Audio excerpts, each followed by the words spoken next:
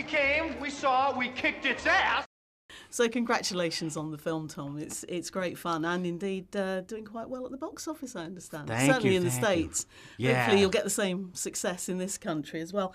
I wondered where you got the idea from in the first place. Well, it came from a picture book written by Marla Frazee in 2010. And it's a universal metaphor for when a baby comes into parents' lives. It's the boss, and it takes over their house and their lives and orders them around.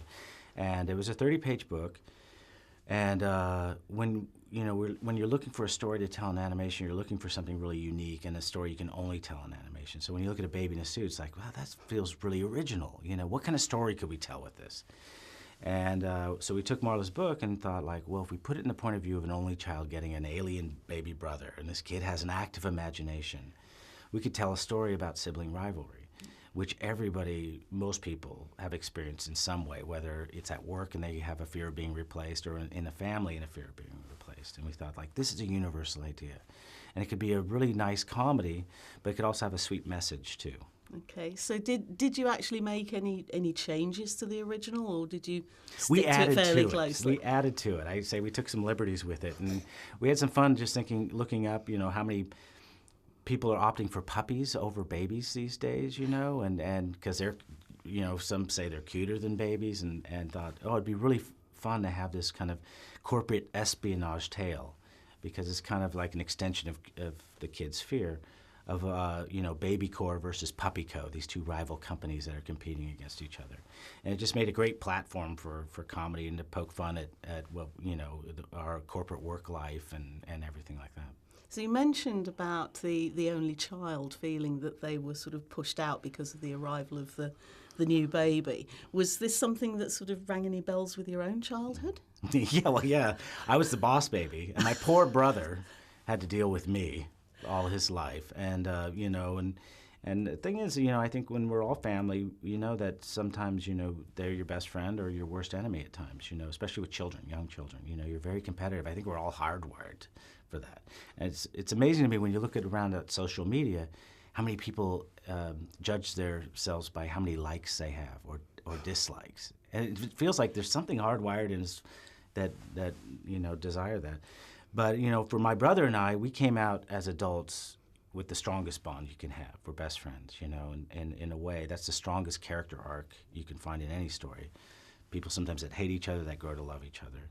And for me personally, this is my love letter to my brother, for our childhood. Which is lovely. But if you sort of identified with the boss baby, as you clearly do, were you in the slightest bit tempted to actually voice the role as well? Oh, me? No. You have done that sort of thing before, Skipper. I have, yeah. Smile and wave, boys. Smile and wave. But directing's my day job, and I love doing that because I get to work with actors much better than myself, like Alec Baldwin and Tobey Maguire and Lisa Kudrow, Jimmy Kimmel, Steve Buscemi.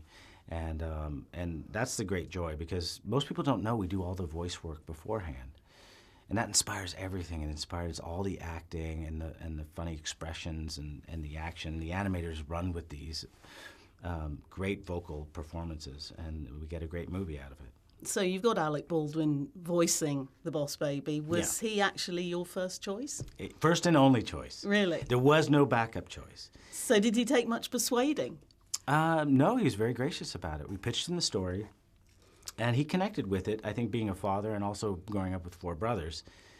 And everyone that we pitched the story to found a connection with it somehow, whether it was, they were parents or they grew up in a family with a lot of brothers and sisters, or had a boss at work they didn't really like, I mean? So it was really, everyone was really our first choice on this, and we were lucky enough to have him. And I think, even all the artists that worked on the movie connected with it personally. And so there's a lot of love on the screen. That's wonderful that you got your first choice pretty much all the way along the line. Yeah. So the sort of Donald Trump references that people are saying were not in your mind at the time, even though Alec Baldwin impersonates him? No, we actually, I don't think a lot of people realize, we didn't make this film in the last 2 months. We actually started 6 years ago, and we actually finished before the elections.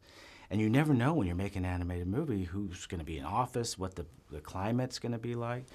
But the thing that's always positive about it, no matter how much turmoils in the world or strife, everyone needs a positive movie or to go as a family and enjoy something and forget about all your troubles for a little bit and just laugh, and that was our goal. Sure. One final question, terribly important question. How do you feel about puppies? I love puppies. Puppies are great. In which case, you're not the boss baby if you love puppies, are you? No. But I'm more partial to babies than puppies. But I love puppies, and then they get older.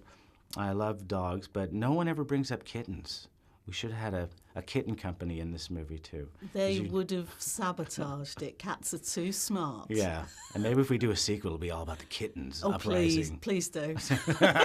Please do. Tom, thank you very much indeed. Thank you for having me.